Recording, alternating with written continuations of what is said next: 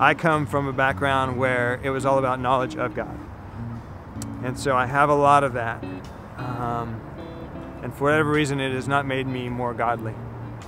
I've not necessarily become more loving, more joyful, more peaceful. You've got the younger son who goes and he blows everything, takes out half his dad's money, ruins his father's reputation, ruins his own reputation. Turns around one day, finally remembers that his father is good, and that's the turning point, and heads back. And then only to find, he thought he was going to get beaten. He thought he was going to have to just work for his dad as a slave, but his dad comes running out, embraces him. "You're my son. I'm throwing you a party."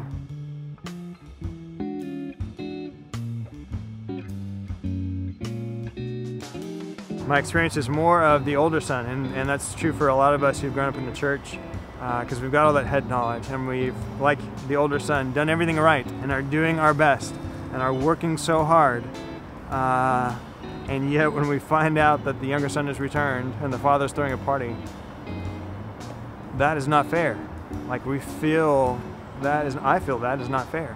For most of my life I've been jealous of the younger son because I've wanted the father to run out and embrace me when I've turned back.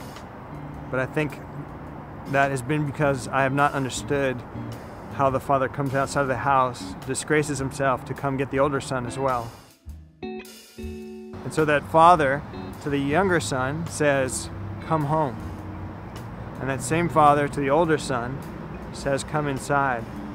And I would say my movement here from just a head knowledge to also a heart knowledge has been one of coming inside, of putting down my tools, of putting down all my trying to get it right, and going in to join the party that's already going on.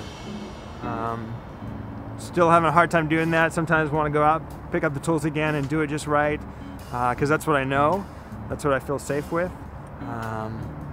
And I think that's always the appeal of a very head faith, is that, well, we can sort of get a handle on it, we can get a grasp on it, we know to do these things and not do those things.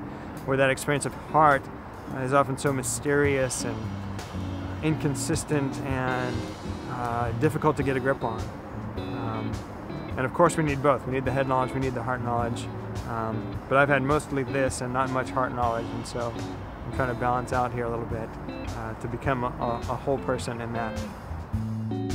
As much as I know about God, as much as I've experienced God, as much as I've seen Him work, as much as He has loved me through other people,